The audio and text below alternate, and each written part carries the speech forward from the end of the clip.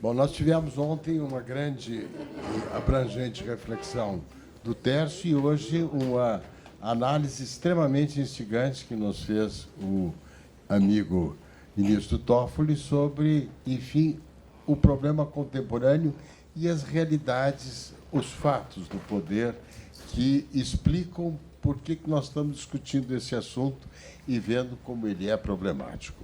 Eu vou fazer uma exposição que não corresponde bem nem a uma exposição, nem a outra, que são tópicos, fragmentos de uma reflexão que pode ser útil para o debate. Então, a primeira observação vem de uma colocação do Aron, que diz que há uma dicotomia que não é excludente entre política-realidade e política-conhecimento. A percepção da realidade afeta a realidade por conta da relação entre o sujeito que conhece e aquilo que é por ele conhecido. E há um componente estimativo na avaliação do sujeito que conhece a matéria da realidade humana e, muito especialmente, a realidade política. Para dar um exemplo, o medo é um tema importante que aguça o sentimento de exclusão sociopolítica, é um fator que propicia a intolerância, a xenofobia, os nacionalismos excludentes e que torna difícil o diálogo com os outros. Naturalmente, é um dos desafios da democracia no mundo contemporâneo que o Brasil repercute.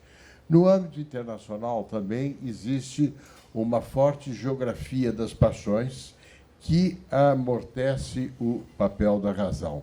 A agenda identitária, por exemplo, é uma parte grande disso. A lógica do Brexit só se explica não pela razão, mas pela lógica identitária. Bom, então essa seria a primeira observação. A segunda observação. A democracia, como diz o Bobbio, é o exercício em público do poder comum. É o modo pelo qual os governados podem controlar a ação dos governantes, contendo a sua propensão à mentira e aos segredos aquilo que se armazena nas arcas do Estado, nas arcana imperii, não? Mas, naturalmente, existe, como o Tércio lembrou, toda a reflexão do Canetti, que é da essência do poder o segredo. Eu chegarei lá. Agora, é claro que a passagem do súdito para o cidadão, que é o tema da extensão da cidadania, que o Toffoli destacou quando falou na ampliação do eleitorado no Brasil, é o que, em tese, permite a possibilidade de que o cidadão exerça um controle sobre a ação dos governantes. Não? É o que Kant chama, não digo que isto aqui é tão generalizado, o uso público da razão. Então, o uso público da razão requer tanto a liberdade dos modernos quanto a liberdade dos antigos, que são um componente do tema da liberdade de pensamento e de discussão. Do ponto de vista da liberdade dos modernos, há de não ser molestado pelo Estado e pelos outros por conta das suas opiniões e a sua maneira de ser. E quanto à dimensão da liberdade dos antigos, o de poder expressar publicamente ideias e pontos de vista que dizem respeito à vida individual e coletiva. Não. Vou dar um exemplo, para não dizerem que eu só cito Kant, o tema do gênero, não? Por exemplo, é algo que aparece tanto na dimensão de liberdade dos antigos e liberdade dos modernos, não? O desafio da construção do espaço público numa sociedade de massas é um dos dados do papel da imprensa. E se tornou mais complexo na era digital. Então, aí vale-me também de uma reflexão do Aron. A técnica não faz a história, mas muda as condições no âmbito das quais os homens a fazem. A terceira observação é um pouco o tema do jornalismo na leitura que faz o Dines, não num livro clássico. Então, diz ele, o jornalismo é a busca das circunstâncias, opera sob a pressão do tempo, que é o tempo que tem esse papel tão grande, ordena a novidade e exerce duas funções. A de comunicação, do latim communis, comunicare, tornar comum, compartilhável, e informação, também do latim, no sentido de informar, dar forma, organizada. Eu só faço etimologia de latim porque do grego a Dona Meire vai ajudar vocês a poderem lidar com esse grande desafio.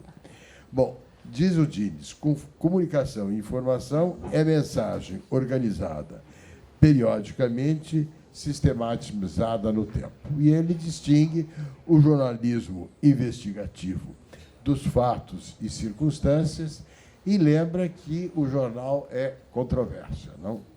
E o jornalismo interpretativo, que é a análise das causas e origens dos fatos. O jornalismo, com o quarto poder, ao exercer, e com isso entra na quinta observação, o controle crítico sobre os três poderes, estão muito ligados a essa história do tempo, não? Agora, a imprensa, o rádio, a televisão, operam no tempo online dos eventos e das circunstâncias. Perguntaram uma vez ao Macmillan, que era o primeiro-ministro britânico, eles, o que o senhor acha mais importante que a gente leve em conta na vida política, não? E ele respondeu, events, my boy, não? Os eventos, não? E são eles que, enfim, nos impelem à reflexão. Agora, o tempo da mídia, como o tempo da justiça, como o tempo do direito, como o tempo da pesquisa, como o tempo do investimento, são tempos distintos e não necessariamente sincrônicos. O tempo da política, em princípio, tem como uma das notas o calendário eleitoral mencionado. O tempo do investimento leva mais. Você precisa avaliar, você precisa fazer um projeto, precisa ver se ele se sustenta, e assim sucessivamente. O tempo das pesquisas e da investigação também é um tempo mais lento, não? Na minha experiência, no período em que presidia a FAPESP, era sempre uma discussão com o Poder Executivo. Eu quero resultados, eu também quero resultados. Só que o resultado de uma pesquisa, para ela poder se tornar efetiva, é mais lento. Não tem como, porque não aperta um botão e sai do outro lado. Por isso que você precisa, que é o caso da FAPESP, não apenas os recursos de balcão, de prazo mais curto de bolsas, mas projetos maiores, como os temáticos, os CEPIDs, que têm um horizonte de tempo mais longo. Agora, não é este o tempo da mídia.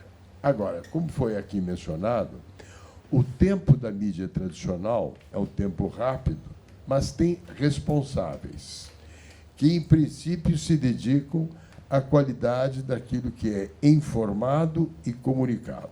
Por exemplo, a elaboração da pauta. Então, o jornal, quando elabora uma pauta, ele organiza a informação. O redator-chefe do jornal, que fecha a sua edição diariamente, organiza isso 24 horas. Um dia, um outro dia, outro dia.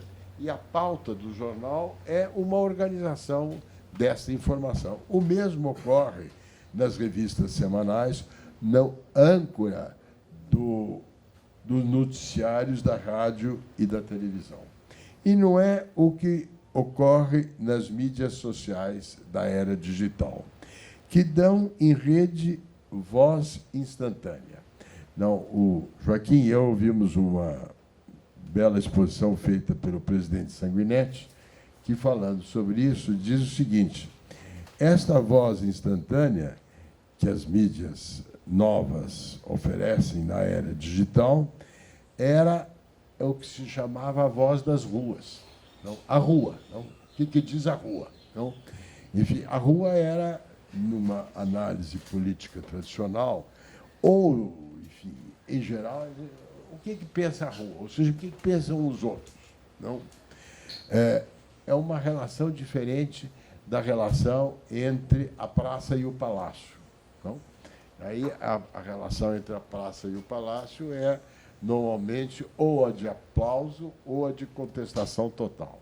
Mas a rua é diferente.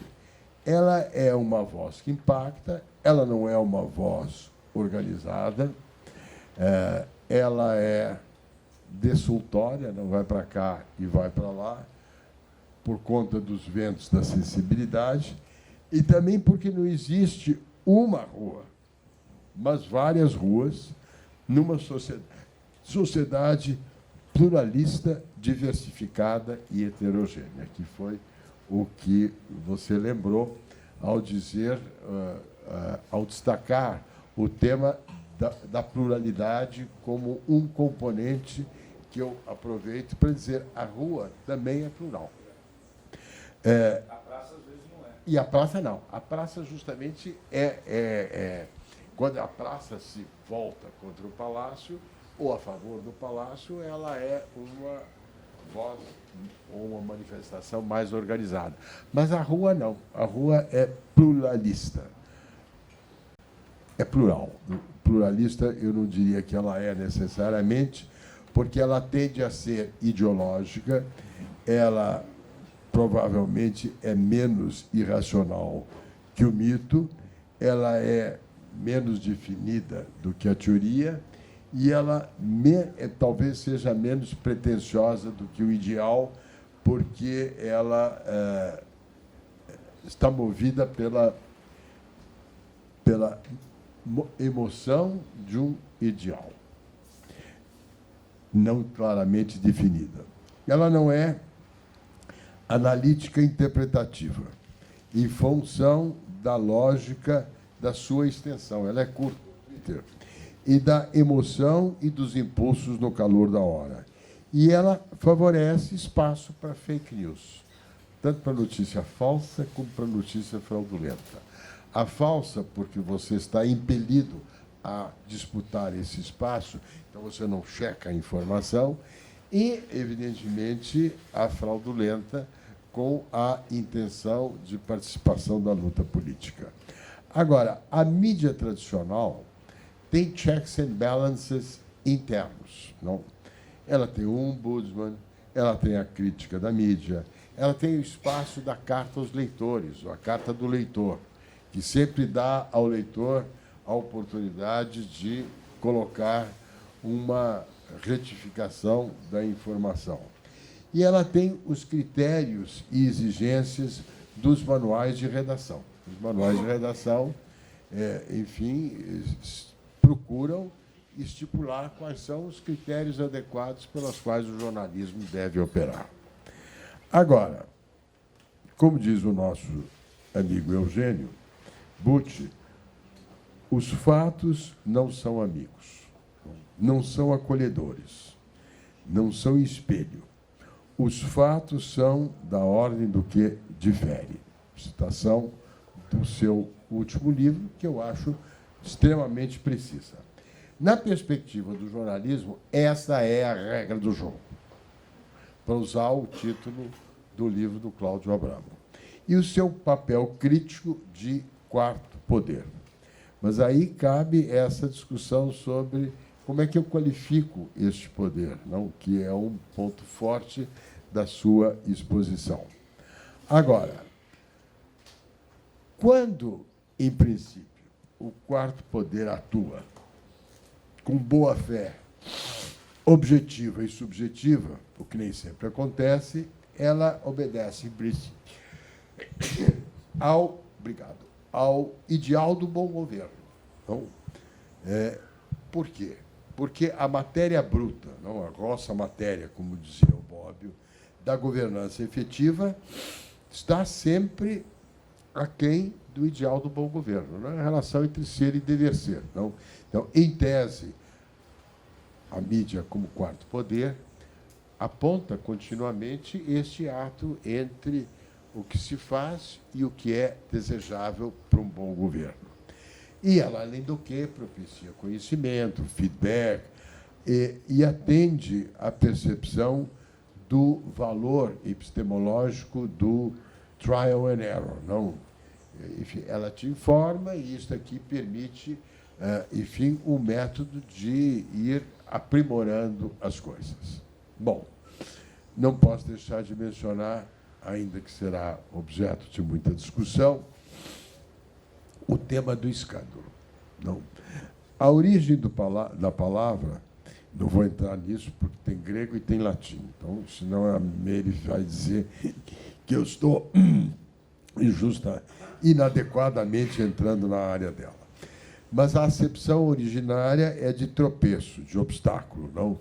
E a acepção contemporânea é a percepção de que o escândalo resulta de ações e eventos que implicam a transgressão de valores. É o tropeço, é a queda que afeta a reputação de integridade dos que nele estão envolvidos. No campo da política, é da natureza do exercício do poder buscar, ao mesmo tempo, a visibilidade e a invisibilidade. Aqui estou voltando ao tema do Canetti. A visibilidade do aparecer, para atrair atenção, para se impor, para seduzir, não?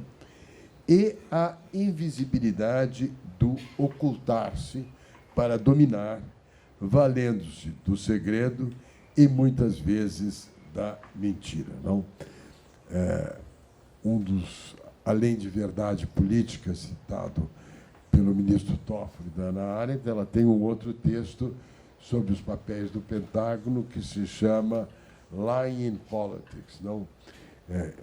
É muito interessante, porque você usa o gerúndio, não é o enfim, mentindo na política. Não?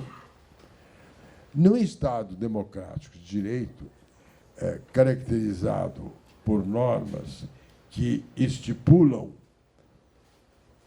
o procedimento devido na aquisição e no exercício do poder, e na qual prevalece a liberdade dos meios de comunicação, os escândalos políticos são uma das facetas da dimensão mediática da vida política contemporânea. Então, é um tropeço entra no espaço público.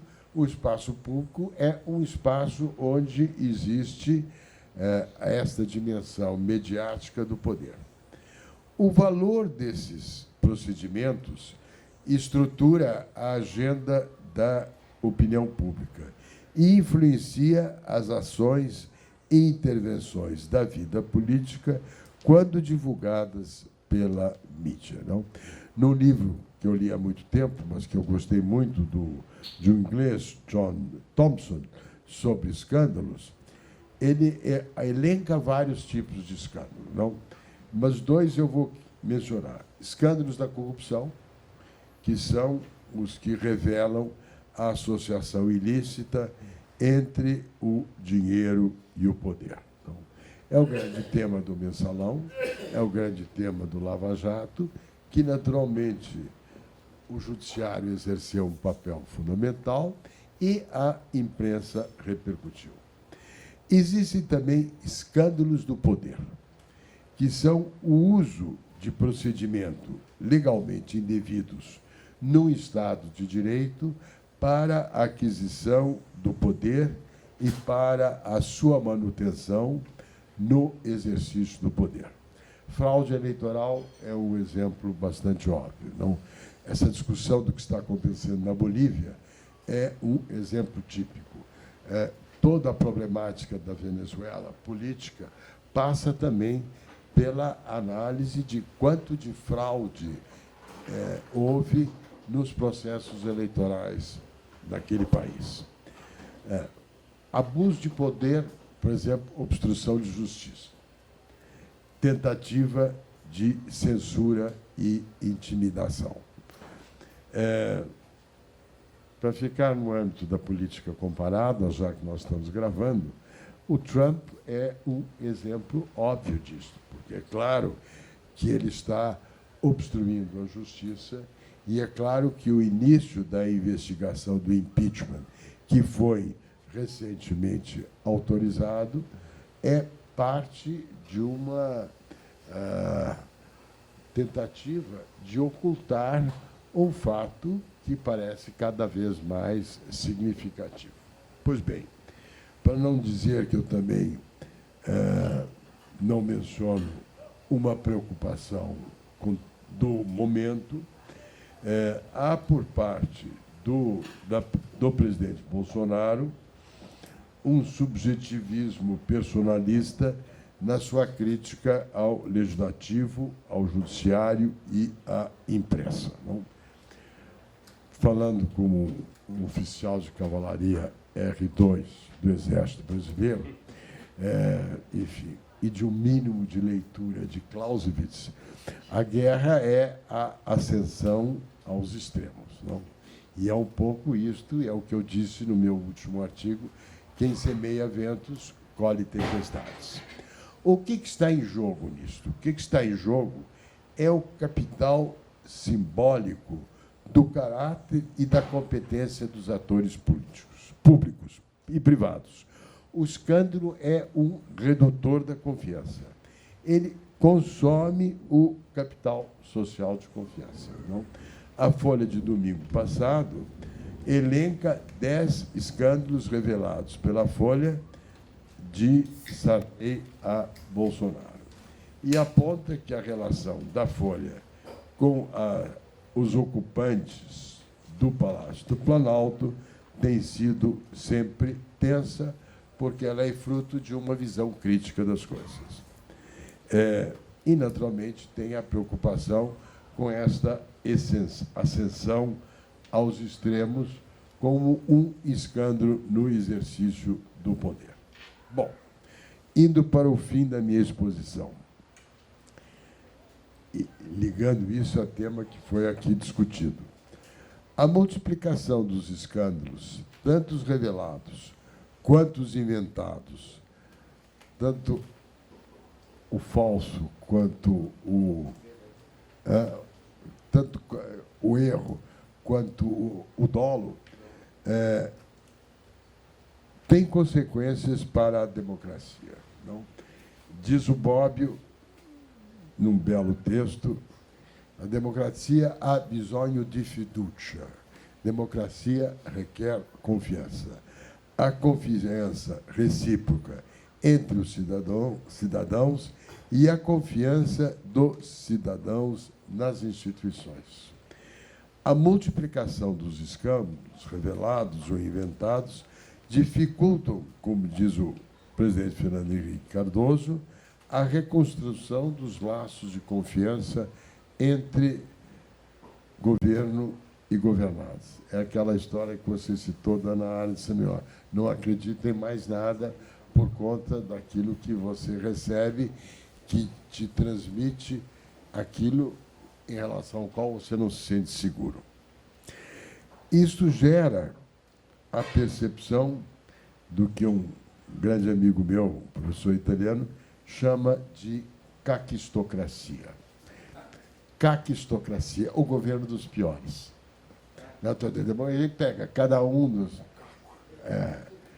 ele pega cada um dos componentes das virtudes do governo monárquico, aristocrático e democrático e diz, olha, em vez de ser o governo misto que reúne todas essas qualidades, pega todos os defeitos desses tipos de governo, bota junto e dá a caquistocracia, que é o governo dos piores. Não?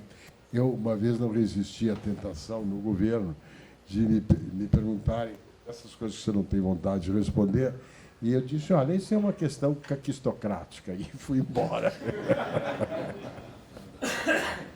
Mas, naturalmente, depois tinha que lidar com a história.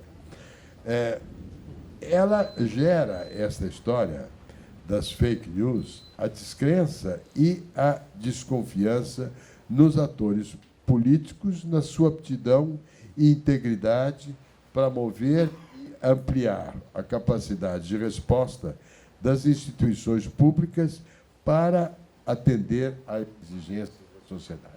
E dificulta a criação do tal do centro, do common ground, não como diz o Fernando Henrique, que é o terreno comum, público e privado, na qual o interesse das pessoas se encontram e em nome da qual um país cria um destino nacional. Não? Hobbes, que não se pode acusar de idealismo e que, naturalmente, é um homem duríssimo na avaliação das coisas, diz, olha, o que acaba com o bom governo é o espírito de facção. E isso não funciona.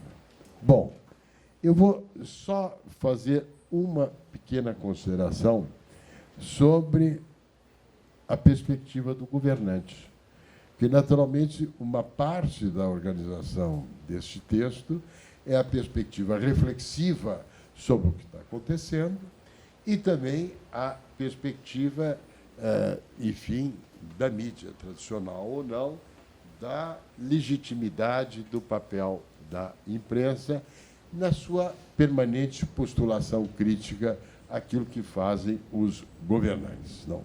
Então, a primeira coisa que um governante precisa ter é coragem, não? Que é uma virtude forte, que é o sentimento das suas próprias forças para enfrentar o desafio de governar. O Hemingway, citado pelo Kennedy, em Profiles in Courage, diz que coragem é grace under pressure, não? Manter a compostura debaixo da pressão. Não sei se é o caso do atual ocupante do Palácio do Planalto. Bom, neste contexto, o empenho do governante é preservar o seu capital de confiança e de credibilidade da sua capacidade de apontar rumos. Bom, Stuart Mill, em On Liberty, que é um dos grandes livros sobre o tema da liberdade e que é uma grande defesa da liberdade de pensamento, de discussão, de imprensa, de diversidade, etc., etc. e tal, e de não abrir nenhum espaço para justificativas de conter esta liberdade, diz o seguinte: existe uma coisa chamada moralidade da discussão pública. O que é a moralidade da discussão pública? É a calma para ver e a honestidade para informar o que os antagonistas e suas opiniões realmente são, nada exagerando em seu descrédito e nada dando e não dando as costas a nada que deponha ou se suponha depor em favor deles. O que significa não padecer as fake news e mensagens voltadas para a desqualificação, que é um procedimento que busca deliberadamente minar a integridade e a legitimidade do governante, o seu capital simbólico de reputação. As queixas do Fernando Henrique em relação à mídia, nos 4 volumes dos diários da presidência, traduzem o seu desconforto em relação ao que ele percebe como ausência de fairness. Então, muito especialmente em relação ao presidente como ele, que se dedicou a explicar continuamente a sua ação governamental na expectativa que o jornalismo investigativo levasse em conta a substância daquilo que ele estava dizendo. Agora, a moralidade da discussão pública não é a lógica da imprensa. Não? Na sua função de quarto poder, a mídia também põe esta postulação crítica como uma exigência para a manutenção da sua legitimidade. Não? Nada incomoda mais ao jornalista de boa-fé a dizer que ele é chapa branca, que ele está justificando o governo. Você é chapa branca, você gosta dele, e você não cumpre com as suas funções de uma postulação crítica, permanente e intensa. Não? E, por isso, essa tensão é permanente. Ela é fecunda para a democracia, sem dúvida nenhuma, como o exercício em público do poder comum. Mas ela é desconfortável para o governante que tende a se sentir injustiçado. Falo com experiência própria, não de quem exerceu funções públicas e onde esse tema apareceu continuamente. Né? Por que não produz desenvolvimento em 3 meses? Porque o tempo do investimento é maior do que o tempo da mídia, etc., etc. E tal.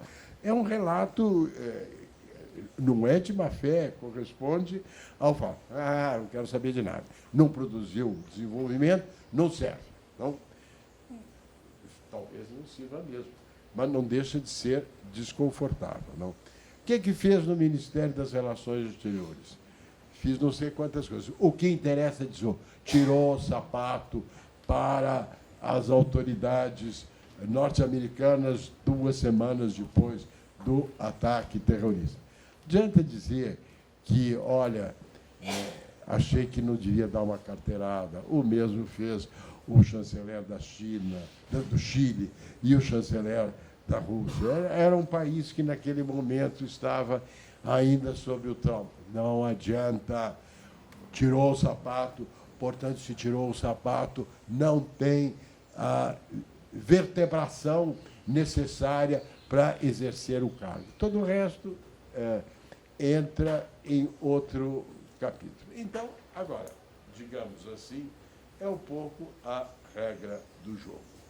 Agora, penso eu que, descontada esta sensibilidade pessoal, é claro que, para preservar a democracia e para ter uma preocupação salutar com o futuro, ela tem um papel fundamental de velar e combater. Obrigado.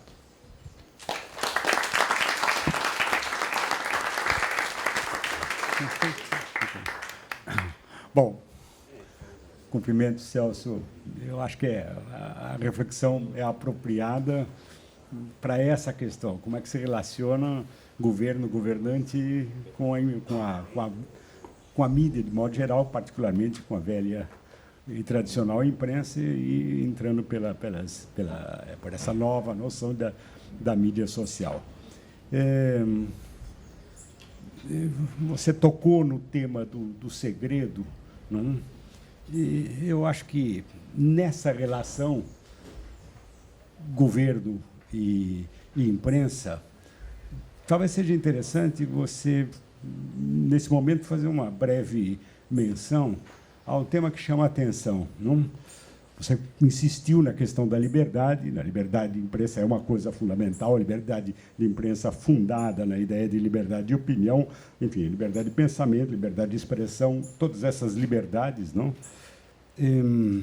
Existe um cuidado da Constituição brasileira e de outras constituições, quando dá o perfil dessa liberdade, em deixar bem claro, proibido o anonimato.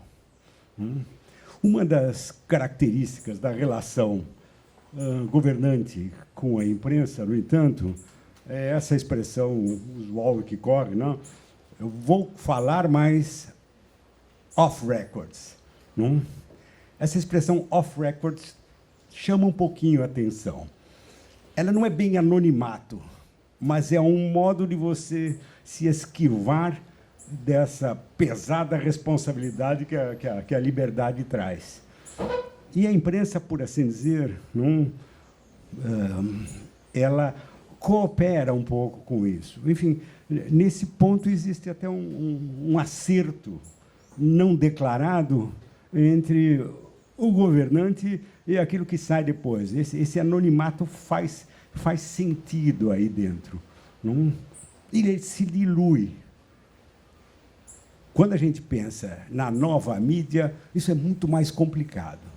Não? É muito mais complicado porque, de um lado, você posta, não? Mas, de outro lado, também isso some dentro dessa postagem. Enfim, essa questão do anonimato como um ponto central da relação entre a política e a imprensa, me parece chama atenção. O que você acha? Pergunta difícil. Começo dizendo que também a imprensa se beneficia do segredo, que é o problema de não ter a obrigação de revelar as suas fontes. Não.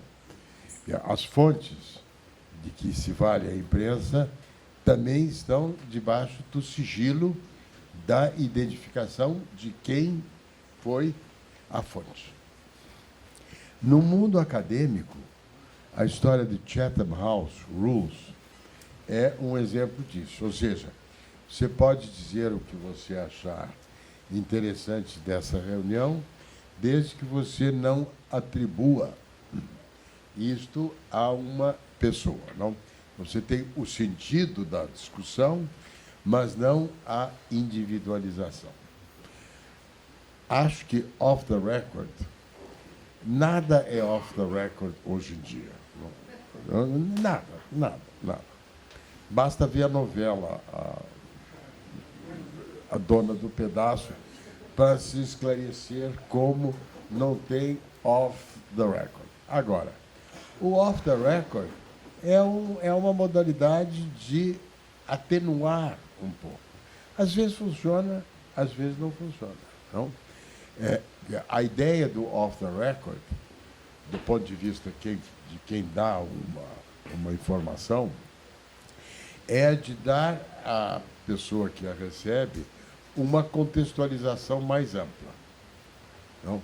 Para ela poder entender também o que está por trás do on the record. Não? Isto, naturalmente, partindo do princípio da boa-fé, objetiva e subjetiva. E nós todos sabemos da importância disso, porque todos apreciamos o Junqueira, que você, com toda a razão, evocou como um grande pensador do direito, não? E relevante.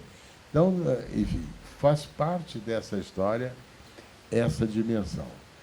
Vamos dizer assim, para usar uma expressão sempre lúcida do nosso eminente anfitrião, é uma regra de calibração. Tá bom, obrigado. Tá bom. Alguém?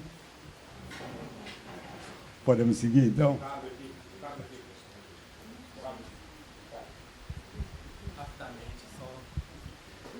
Meu nome é Ricardo Campos, é a primeira vez que eu venho no encontro. Eu agradeço ao professor Tércio pelo convite. E também é sempre bom, eu moro na Alemanha já há muito tempo, eu trabalho lá na Faculdade de Direito de Frankfurt, e é muito bom viver no Brasil essa erudição que o senhor tem, que até mesmo na Alemanha começa a se desfazer. Então, ter essa erudição dentro da academia é uma inspiração para nós que estamos no começo, um pouco além do começo da academia.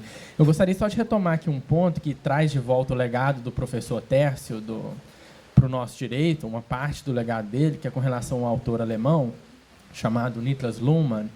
E no livro do direito que ele escreve, Direito da Sociedade, no último capítulo, que é um capítulo muito enigmático, ele fala sobre o escândalo. Ele toca justamente o ponto da palestra.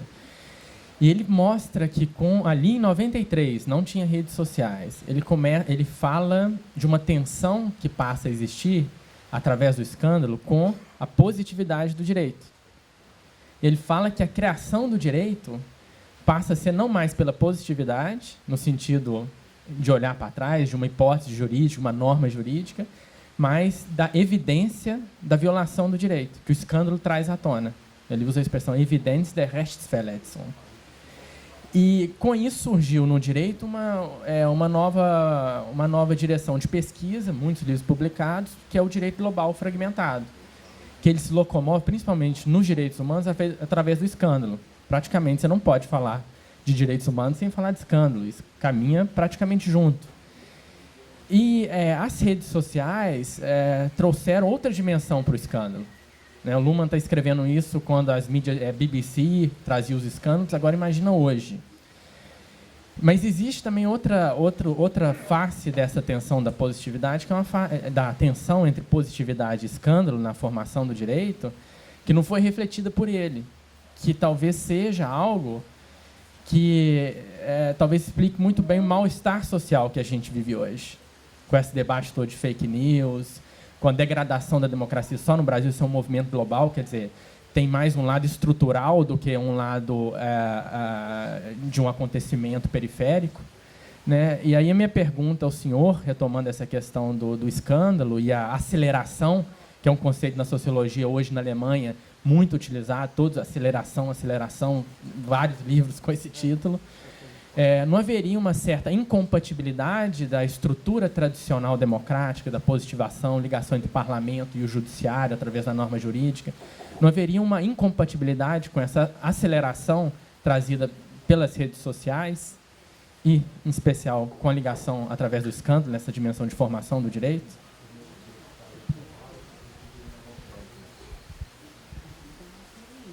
Olha, muito boa, muito pertinente a sua pergunta. Acho que o Tércio responderá melhor a essa questão. Mas eu só quero fazer um ponto, que é, naturalmente, que no caso dos direitos humanos, o escândalo é um capítulo de mobilização de interesse em torno da matéria, não? Enfim, a afirmação do papel dos direitos humanos no plano interno e internacional passa pela divulgação dos escândalos da ausência da sua tutela. Desde coisas, enfim, como é o caso do Tribunal de Nuremberg e da explicitação do que é o genocídio, seja na perspectiva das vítimas que padecem o mal. Então, este penso eu, com toda a razão, um caso em que o papel crítico da mídia tradicional e nova, em matéria de direitos humanos, num mundo globalizado, tem um efeito positivo e muito mobilizador. Eu acho que você traz aqui um acréscimo significativo. Agora, o Luhmann é um grande estudioso de como você legitima as coisas pelo procedimento. Então, como é que você legitima pelo procedimento quando as bases de fato em torno dos quais os procedimentos foram construídos corresponde ou não àquilo que os procedimentos se destinavam? E aí você tem razão, tem a história do tempo, você tem... Enfim, acho que o tempo, não, a discussão do tempo, ou dos diversos tempos, é um dado importante nesta análise. E como diz o Heidegger, que é um pensador que o Tércio gosta, mas eu não gosto, a realidade é resistenciabilidade. Isso em alemão soa melhor, eu não sou capaz de lembrar. A realidade é resistenciabilidade. O que caracteriza a realidade é que ela resiste. Ela resiste a você, ela resiste à sua vontade. Ela é um fato da vida. Né? Então, isso também merece estudo, mas o Tércio vai fazer.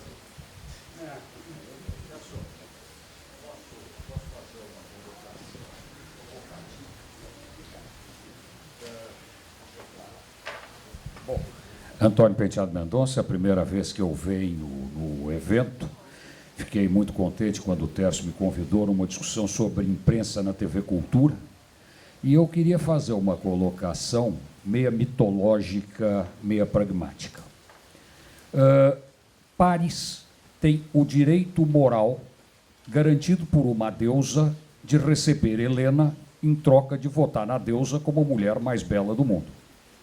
Paris vai a Esparta, pega Helena, Helena aceita o seu destino de ir embora com Paris, porque a deusa tinha dito que ela tinha que fazer isso, e Agamenon, irmão de Menelau, o marido traído, rei de Micenas, usa aquela transação jurídica absolutamente legalizada, porque feita por uma deusa, e transforma num escândalo, com o qual ele promove uma guerra de expansão dos gregos e destrói Troia. E o dado mais curioso nessa história inteira é que o único final feliz é o de Helena com Menelau. Helena, 10 anos depois de guerra, vivendo maritalmente com Paris, se atira aos braços de Menelau, que recebe Helena, e os dois voltam para Esparta e vivem felizes, enquanto Agamenon tem uma morte trágica, Heitor tem uma morte trágica, Aquiles tem uma morte trágica, Medeia tem uma morte trágica. Então, o que é a moral? E onde é que a imprensa se coloca dentro dessa questão? Moral, que todo mundo adora dizer amoral, mas o que é a moral? Dentro da regra do jogo e na criação do escândalo. Olha, é uma ótima pergunta para a qual eu não tenho uma resposta. A única saída que eu diria é o seguinte, né? Amor omnia vincit. Essa mulher deve ter sido tão encantadora que encantou a um, encantou a outro e viveu feliz com os seus 2 sucessivos maridos. Não é uma resposta, é só uma saída. Bom, acho que a gente pode continuar, mas a propósito do amor, lembrando o professor Antônio Cândido, uma vez conversando comigo, discutindo coisas da vida, ele me disse o seguinte: Tércio, o amor é uma coisa tão grande que nos faz cometer as maiores baixezas. Bom, na sequência... É isso.